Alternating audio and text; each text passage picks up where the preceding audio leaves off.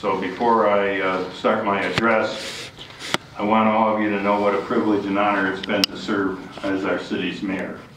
It is my hope that in some way, my service has helped you and all of our residents once again have trust in our government. You know, I had hesitated writing this, whether to begin with our financial data. The CFO thinks it's riveting, but he's a cult of one. And however, given the distress we were once having, I want to go over what I believe is very good news. I know it may be boring, but please bear with me. For the fourth consecutive year, we ended with an unqualified credit rating by our auditors, Plante Moran. This is the highest rating a city may get in its audit. And next month, we are starting a review with Standard & Poor's, and we hope to receive a credit increase from BBB+ to at least an A rating, which is considered an investment grade rating. And this means that any future financing that the city might have, it could do it with a much lower interest rate and a much wider group of people that would be purchasing whatever debt instruments we might be issuing. So what are the more significant savings in capital expenditures over the current fiscal year? The city debt millage is reduced by 1.549 mils, or about $1,161,000 less taxes assessed against our taxpayers this past year. We finished with a streetlight replacement program over these past 3 years, which led to an annual savings of $138,000 per year. In addition, we purchased LED lights for the library, as well as the parking lot, and redid its parking service. We expect good savings on these new lights. Probably our most significant capital expenditure and most visible is this City Hall and Police Station. Built for cash and land at a cost of $8.1 million. Estimates for an entirely new facility that we had looked at doing was $12.1 million, and if we used the old City Hall property, it would have cost us $500,000 more for infrastructure. Plus, that property we sold for approximately $650,000 more than the property we purchased here. In addition, we are updating, modernizing all city computers, mainframes, office equipment, and software. Unfortunately, I don't know that any of that's going to help me. As people know, I'm not the most technically proficient person. We bid and implemented a 6-year trash collection contract with Advanced Disposal that saved over $100,000 per year, and we received without additional charge 96-gallon trash and 65-gallon recycle cans for each household. And one of our largest savings was getting bondholders to turn in their bonds on the Southfield lease property. About $17.5 million of the bonds were tendered, and we refinanced the bonds, saving about $500,000 per year in interest through 2039. We are averaging over $3.5 million annually in road improvements. In addition, this year we did $1,085,000 in water main upgrades, $200,000 in sewer linings, and $400,000 for pump station improvements. As you know, water and sewer, we don't see them only when they break, and then they're a major problem. I did, in getting ready for these remarks, got a list of all our water lines, and approximately a third of our water lines were placed in service before 1930, and about another 50% probably before 1955. Particularly the 1930 and earlier lines are really subject to issues, and we are going forward as we do roads to try and fix our water lines and also our sewers. We purchased a new fire truck and sewer vector at costs of $675,000 and $340,000 respectively, and we have a 3-year contract with America to pay for these items, and they'll be paid off in the next fiscal year of the city. In addition, over the past 3 years, our 5-year capital improvement plan has been updated every year, leading to better cash flow, cash management. for our city. Capital expenditures have totaled $7,700,000 from this fund. Also, we keep a 5-year budget for the general fund as well as all other funds, water, sewer, library, etc. Our administrator and department heads have really worked hard to bring us back from the brink of a real financial ruin to where we stand today. We've just ended arbitration with our fire department. The decision is expected later next month and may have effect on this 2018-19 fund balance. These negotiations have been going on since July 1st of 2016.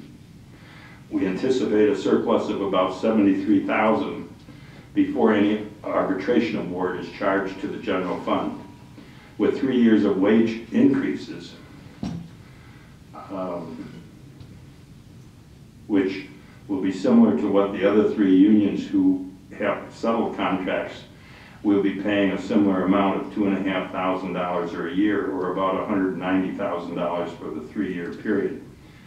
And that will reduce this year's general fund surplus and actually put us into a small negative balance, but we'll end the year with a surplus for the general fund of $4,563,580 after the wage increases are added to the budget.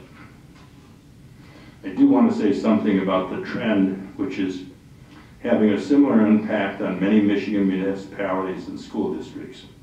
The Headley Amendment and Proposition A really restrict the increases that we can levy as a taxing authority, since most communities had taxable values drop over 35% in 2008-9, similar to what happened in Allen Park. Most have only recovered, as we have, about 12% of that 35% loss. When these constitutional limitations passed, no one considered substantial decline in property values. Allen Park has increased its millages due to the vote of its citizens, and because it hadn't levied all a city could levy under state law, which is 20 mills, we were able to recoup, balance our budgets, and go forward. A little over the 50% of our revenue does come from property taxes, and the other large areas, revenue sharing, court fee, and a couple other matters, are essentially flat year to year. So the only place that we can see increased revenues to meet increased costs, generally the expenses of employment contracts, is our property taxes. And so the state's going to have to address this, because too many of us are having that problem, and there's just, I don't see any way out. We have an estimate from Plant Moran that we won't have a valuation of our property in Allen Park until, be back to 2008, until about 2032. So just think, we can only move at the rate of the Consumer Price Index, which has been moving, for us as citizens, it's been moving at a very low rate, which means the cost of our goods and services have stayed low. But from the taxing power of the community, it's been a very big struggle to balance all of our expenditures and maintain the services that we've all come to expect. And excuse me one moment, lost my place here. During the period of 2013 to 15, we had no raises by employee groups, and appointed officials had 10% cuts in all their wages, and the employees had to pick up about 20% of the cost of their health care. So they went through 3 years with either losses or a very flat source of income from our city. And so in the last 3 years, we've given to those employment units that we've settled with 2.5% annual raises, and we have put in our arbitration, we've agreed that we would pay the fire department 2.5%. Obviously, they've claimed something different. We'll just have to see what the arbitrators come down, and it is binding arbitration. So it is an issue because about the last 3 years, average consumer price index has been moving at really less than 2%.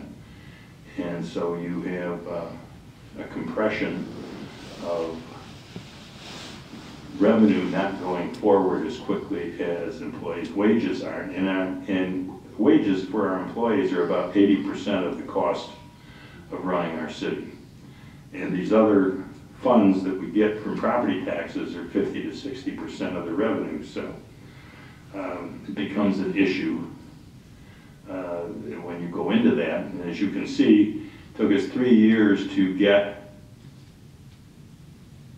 to a completion of the arbitration, and now we're waiting on that. And I think, I've talked to the city administrator and the chief financial officer, and I think we all agree that one of the things that we had was the emergency manager negotiated contracts, and her goal is to get 2 years balanced budget. And that's all that's required under the emergency manager law. But I think one of the things it did, as she imposed all kinds of conditions on the labor groups, it really created a breach of trust. So in this negotiations with the fire department, I think part of it is there's just a big hangover, was a big hangover, that there was little trust by the employees as to what the city was trying to accomplish. So I am hoping there's no severe economic downturn in which property values get negatively impacted, because there's really going to be new sources of revenue that are going to be available. And we need some changes in Headley and Prop A, where the new sources of revenue our state has to seriously look at it. In fact, when the citizens voted on Prop A and Headley, the next year the state legislature came out with an even more serious restriction in Prop A that made it even more difficult to recover valuations so that we could continue to generate the revenue necessary to meet the obligations that a city has.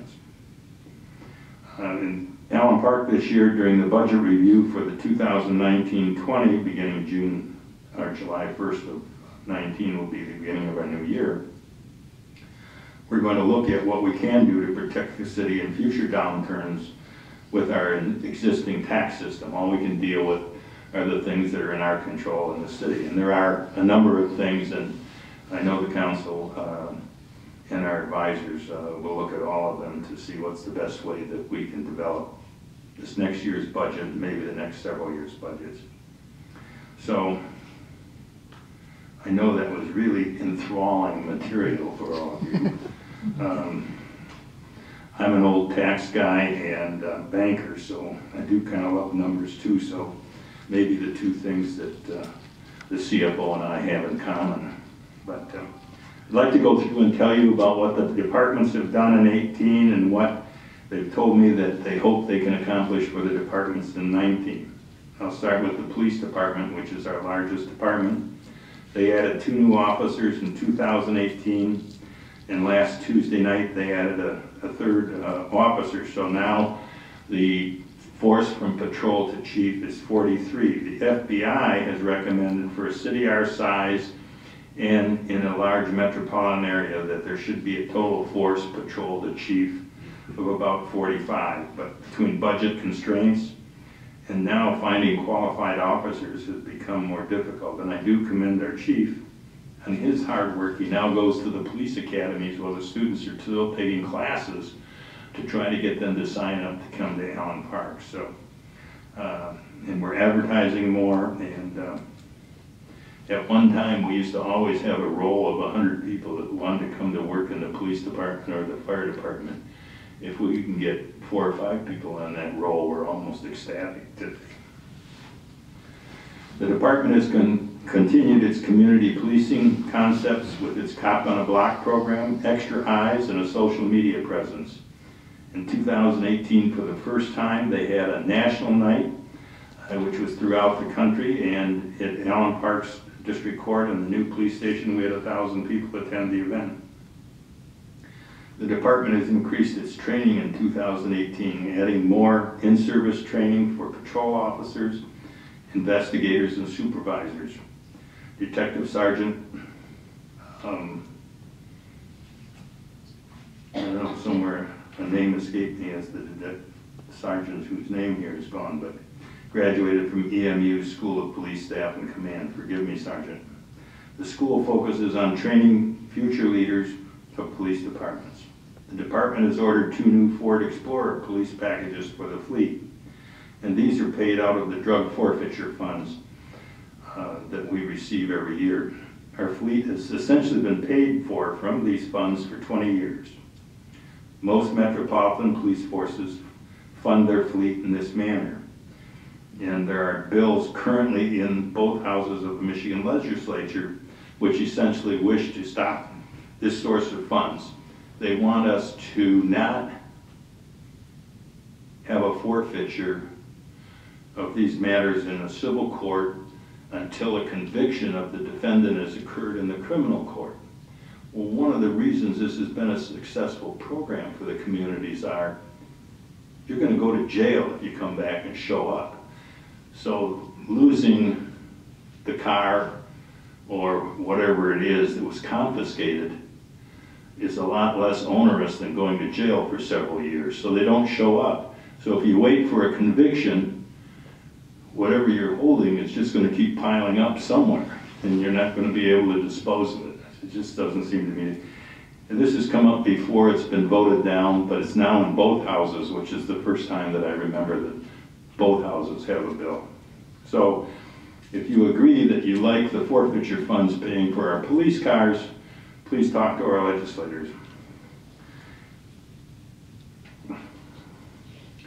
In 2019, the department looks forward to providing continued excellent service and will establish an in-car and body-worn camera program for patrol. You know, at first I was a little skeptical about the camera programs, but then in the communities that have it, the thing that's nice is that we resolve the matters in less than a month. And I have to say, from the statistics, well over 95% of the resolution is in favor of the city and its police force. So time when you're reviewing these things and people are suing costs us money. So this faster resolution will give people, I think, more confidence in police forces, and it will reduce the cost to the municipality. So I think it's a win-win for the city. Our second largest department is fire, with 24 personnel. Capital improvements were a new pumper truck replacing a 30-year-old one that we ended up selling for a small amount of money. The fire station got new overhead doors, new windows, and will be replacing entry doors and new electronic locks for security. The building itself is 46 years old, and with some of its heating elements about 80 years old.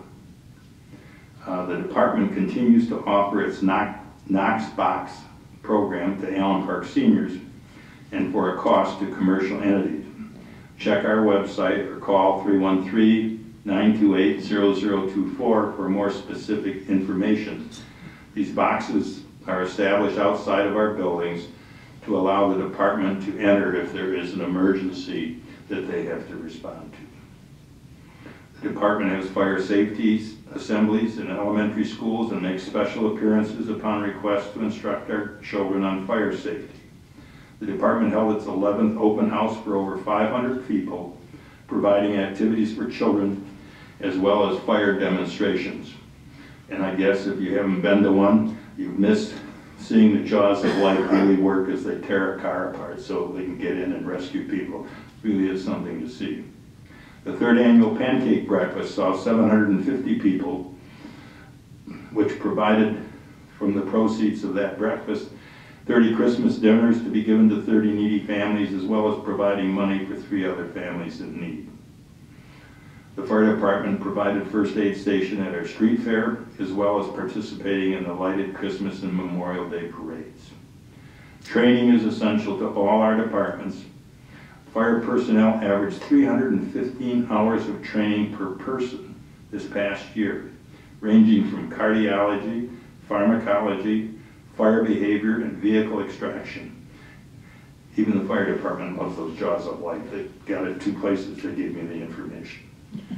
Sergeant McLaurin attended 80 hours of training in fire investigation through the Michigan State Police, and Lieutenant O'Reilly graduated from the Executive Fire Officer program at Eastern Michigan University. We have 5 department members serving in the Downriver Mutual Aid on the special teams that Mutual Aid puts out so that we can provide service to a community rather than all of us duplicating those services, which hopefully we don't have to use too often. The Chief continues to seek grants to lower the cost burden to taxpayers, and over the last 10 years has obtained over $6 million. I want to thank the Chief and congratulate him on his success and his grant applications. Just a short synopsis of the fire call-outs. There have been 4,155 calls for service in 1918, 3,345 EMS responses, and 810 for fire, vehicle accidents, and hazardous conditions. 187 calls support our neighboring communities, as well as we made 53 calls for support to us. The Department of Public Service, our 3rd largest department, has 16 personnel that has the responsibility for maintaining our roads, street lighting, and water and sewers. Just the Saturday before last, while many of us watched AFL and NFL overtime football championships, the department personnel salted our roads and serviced 7 water main breaks that evening. Many of them worked 24 hours straight. We really do have a dedicated department who does extraordinary work. 2018 saw them install 1.5 miles of water lines. They also lined or replaced 400 linear feet of sewers. They rebuilt the Quant sewer lift station, installed 3 new sanitary pumps at our retention basin, and started a residential cross-connection program. I see the director of DPS back there. I'm not certain what the last program of cross-connections is, but maybe you can ask Mr. Murray at the end of the program. We'll all learn something.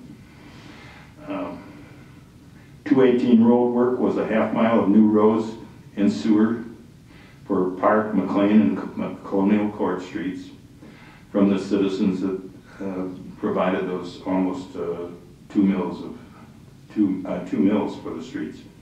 2,000 feet of new road and patching used from Act 51, which are gas tax funds, for Reekwick and more. Seal coating and restriping Park Avenue from Allen Road to Regina, striping Ecorse Road, and joint sealing over 77,000 feet of street between Outer Drive and Southfield. Whenever we fix our roads, one of the things for maintenance is keeping them sealed to prevent water from getting in. And it's a big problem because if it freezes in there, it just breaks apart our concrete and limits its life. 2019 will see similar water line improvements as well as sewers, 4 pressure reducing valves to our water system. These are badly needed, and hopefully it will help reduce summer water line breaks when pressure spikes occur because of heavier water usage. Road work will continue with similar distance of roads and sewers being repaired and joint sealed with the road millage and Act 51 funds. Streets to be improved, we believe, will be Park Avenue from Leslie to Astor at $920,000, and McLean from Park Avenue to Rosedale at $1 million for the street and $730,000 for the water line. Our building department is run by a community development director, part-time contract city planner from Carlisle and Workman, as well as 3 state licensed inspector and 3 ordinance officials. As to the last 3 persons, their job is to get landowners to abide by state building codes and city ordinances. Our goal is compliance. We don't want to issue fines or to limit use of your property by denying occupancy permits. It costs us money, even if the court finds a property owner or lessor.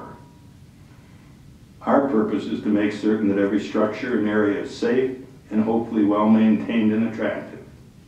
If we maintain these goals, then our city will be attractive to those of us who live and work here, and hopefully will attract others to come live, work, and play here. The department issued in 2018 2,864 permits while performing 4,578 inspections as a result of those permits. It performed 157 new rental inspections and 227 re-inspections of rental properties. It issued 42 certificates of occupancy and performed 93 inspections for those certificates. While doing so, it did site plan approvals for the new Chick-fil-A, Del Taco, former Wendy's, Arbor, that was the former Wendy's. It's the Arby's tear down and rebuild, and this time they got it right. The drive-through will be on the correct side. The truck stop is being opened at the old Allen Park Bar. Time Equities is building a 125,000 square foot office and warehouse on Enterprise Drive, and we have a small fitness center. In 2019, the department will inspect and approve the Marriott Hotel and retail development on the old City Hall property, the new Ford wind tunnel and battery lab, the finishing of the Chick-fil-A, and the Time Equities projects. The next department is our Parks and Rec, which has made a wonderful recovery under the management of our director, Pat Hawkins, and a new full-time manager of operations and facilities. Our director and deputy went on a SEMCAR, Southeast Michigan Council of Government Task Force, to plan for regional recreational improvements in the region. Both the director and deputy director attended a state recreation conference in Detroit, and our director presented at a workshop. A new smart van was purchased, and a new bus is supposed to be here in January. And if we're lucky with the cold, maybe it'll be outside tonight. It can drive us home. The department collected plastic lids for recycling, resulting in 23 new benches for our parks. Major operating controls were put in the ice rink, replacing 40-year-old equipment. The Michigan Works program for summer employment saved the city approximately $30,000 to $40,000. The department managed the lighted Christmas parade with the largest turnout in its history. Erin Shriver in our basketball program was named Miss Basketball by the Pistons and recognized at the annual Detroit Pistons Academy Awards held at Little Caesars Arena. The Allen Park Sports Hall of Fame inducted John Brithany, Dave Boomer, and Andy Weidenbach. A banning page was put in the community center gym and rents by the hour. A fitness center at the community center reached 1,000 members this year, where it was at 60 4 years ago. Millward Rotary Park baseball field was fenced for older players 16 and up. The city of Woodhaven continues to allow us to use their dog park at their citizens' rates in exchange for excuse me, in exchange for us allowing access to our fitness center at our citizens' rates for the citizens of Woodhaven. Lastly, the Allen Park Citizens Civic Fund, or APCCF, obtained a grant of $25,000 for outdoor play equipment at our pocket park located at White and Allen. And installation should be in the early part of the spring. Our library, a busy place. Every month, myself and the council get a 2-page report on all the activities and events taking place. They are too numerous to go through tonight. We normally don't even give them out to all of you at our council meetings, or the meetings in those meetings of this meeting would probably be twice as long as it will be. So I urge all of you, go online, see what is available to you, and maybe there's something that you didn't realize we were providing there. My term is up in November, and I hope in my time after it may be a little freer, and I can go there. They have a computer service